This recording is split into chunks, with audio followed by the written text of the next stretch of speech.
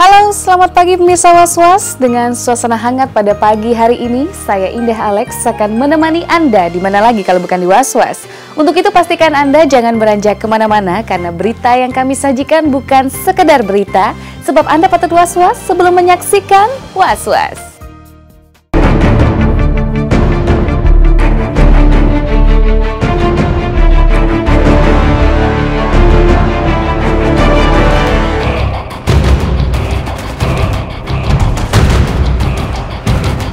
Hari ini tepat 40 hari peristiwa kecelakaan maut yang terjadi di ruas jalan tol Jagorawi hingga menyebabkan 7 orang tewas dan 8 orang luka-luka. Polisi pun telah menetapkan status tersangka pada AKJ.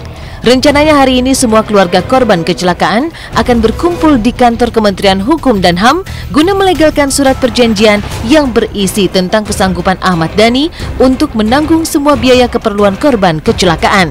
Dalam pertemuan ini polisi tidak campur tangan dan kabarnya pertemuan hari ini akan melibatkan pihak Kemenkumham sebagai mediator. Lantas, akankah mediasi ini akan menghapus nasib AKJ secara hukum? Ada perjanjiannya kita sama pihak Ahmad Dhani dan nanti pun ada mediasi sama Kemenkumham ya untuk melegalkan semua apa yang dibicarakan dijanjikan sama Ahmad Dhani. Besok kita ada mediasi untuk melegalkan semua dan kita juga dipayungi sama Kemenkumham ya, dilindungi itu. Polisi tidak ikut-ikutan dalam mediasi tersebut. Silakan antar pihak saja. Apapun hasilnya mereka yang akan menjalaninya nanti. Jadi polisi hanya fokus kepada penanganan kasusnya ini saja, yaitu kasus kecelakaan lalu lintas. Mengacu Undang-Undang Lalu Lintas, perkara ini tetap jalan ya, tetap ditangani oleh penyidik. Perdamaian yang mereka lakukan itu hubungan antar sesama mereka, hubungan kemanusiaan, hubungan saling memaafkan, itu silakan saja. Nanti itu juga akan bisa digunakan di pengadilan, ya, salah satunya untuk meringankan. Mediasi antara keluarga korban kecelakaan dengan ayah AKJ Ahmad Dhani bersamaan dengan peringatan gelaran tahlil 40 hari yang dibuat sejumlah keluarga korban kecelakaan tewas. Namun menurut kriminolog yang juga anggota Kompolnas Adrianus Meliala menilai jika langkah mediasi itu dianggap bisa mengamankan posisi AKJ adalah sebuah hal yang tidak pada tempatnya. Ia juga berharap kiranya lambannya pemeriksaan pada AKJ bukan karena adanya faktor kesengajaan untuk mempetieskan persoalan ini.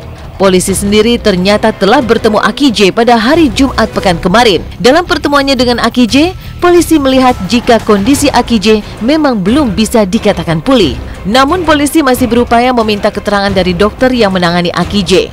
Apakah AKJ memang telah siap secara mental dan jasmani untuk menjalani pemeriksaan? Saya kira itu satu langkah yang tidak tepat. Mengapa? Karena kalau kita bicara mengenai Menhukam, di sana ada yang namanya Bapas. Ya.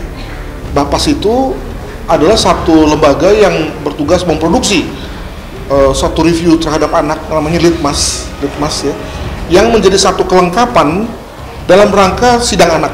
Apakah langkah Polri memending-mending, ya, menunda-nunda pemeriksaan terhadap tersangka AKJ itu adalah bagian dari pemberian kekhususan kepada anak atau dalam rangka yang lain gitu ya. Jadi kalau itu dilakukan dalam rangka pemberian satu treatment khusus kepada anak tersangka, ya nggak apa-apa. Tetapi dalam hal ini tetap kemudian si tersangka itu mendapatkan satu proses yang pasti. Artinya walaupun dia lambat tapi pasti. Tetapi kalau kemudian arahnya adalah lebih kepada untuk membuat nanti ujung-ujungnya terjadi proses penghentian, di mana kemudian berkas tidak maju-maju dan lalu kemudian diadakan penangguhan bahkan pemetiasan. Nah ini yang nggak benar nih, gitu ya. Penyidik tinggal satu langkah saja, yaitu memeriksa AKJ. Dan ini memang kenyataannya butuh waktu karena AKJ masih sakit, tidak bisa kita paksakan. Untuk itu besok penyidik akan meyakinkan lagi bagaimana keterangan dokter yang merawat AKJ. Apakah ini memungkinkan diperiksa atau tidak? Kita lihat nanti ya. Sudah 1 minggu kita layangkan surat permintaan tentang situasi kondisi kesehatan AKJ. Akan dilakukan BAP di rumah nanti, tapi kapan dan di mananya rencananya wartawan nggak dikasih tahu. Sebagai ayah, mau tidak mau Ahmad Dhani berkewajiban menanggung semua ulah yang telah dilakukan oleh putra bungsunya. Lantas, apa kata bos Republik Cinta Manajemen ini terhadap semua tekanan dari keluarga korban, juga kepolisian yang ingin segera mengurai peristiwa kecelakaan ini? Namun Dhani pun mengungkapkan bila ia akan datang ke rumah keluarga korban pada saat digelarnya tahlilan 40 hari korban kecelakaan yang melibatkan AKJ. Uang-uang yang belum diberikan? Iya, udah semua. yang jatah tiap bulan itu. Udah semua. Udah semua. Ya mungkin ada salah satu yang nggak ngerti aja.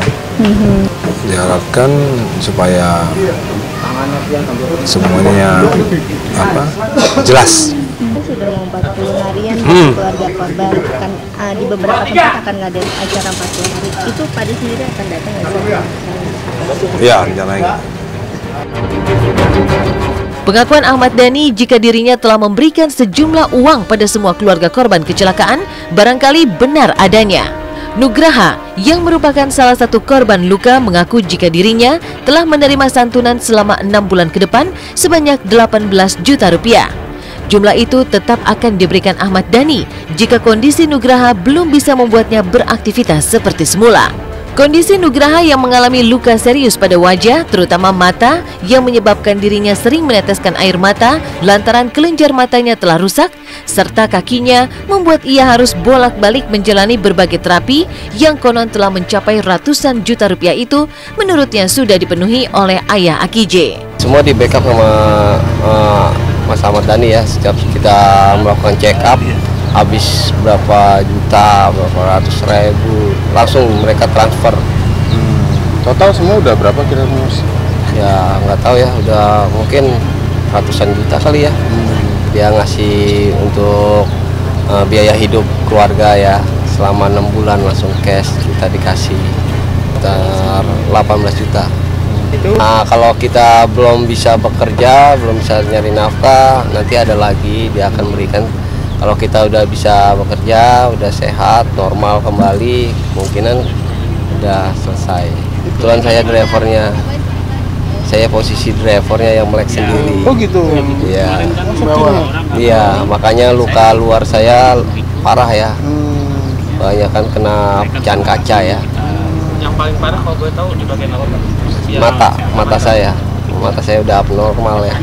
Dalam artian sebelah kiri itu mata saya ada buram penglihatannya, sama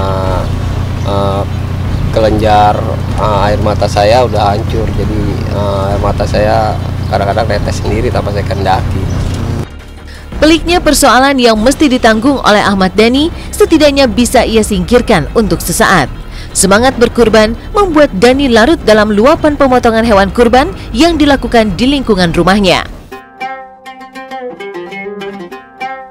Bersama si sulung Al, Dhani terlihat lebih santai dan berusaha menikmati kebersamaan dengan para kerabat saat akan menyembelih hewan kurban. Walau enggan menyebutkan berapa jumlah hewan yang dikurbankan, Dhani mengaku bahwa tahun ini adalah kurban terbanyak yang ia keluarkan sepanjang hidupnya. Yang menarik, pemotongan hewan kurban ini dilakukan pada malam hari. Bahkan Al pun ikut menjadi eksekutor penyembelihan hewan kurban. Al yang ragu dan kelihatan tidak tega dengan kambing yang akan disembelihnya ini sempat ingin mundur. Namun desakan sang ayah membuat Al akhirnya memiliki keberanian untuk menyembelih kambing.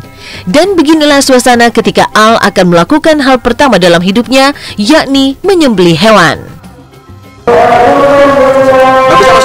Nggak bisa kalau kebalik, mana nggak bisa kalau kebalik.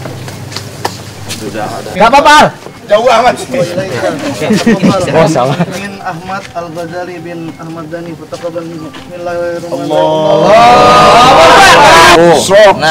Mikanya kayaknya semikanya.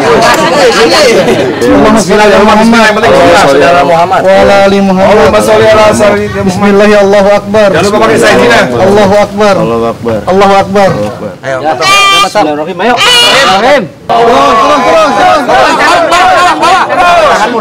Kurban saya paling banyak tahun ini. Kurban itu kan nggak harus kambing. Di keluarga saya itu harus bisa nyembelih kambing semua. Nah ini pertama kali Al belajar. Mana? Takut kepikiran terus sih tadinya.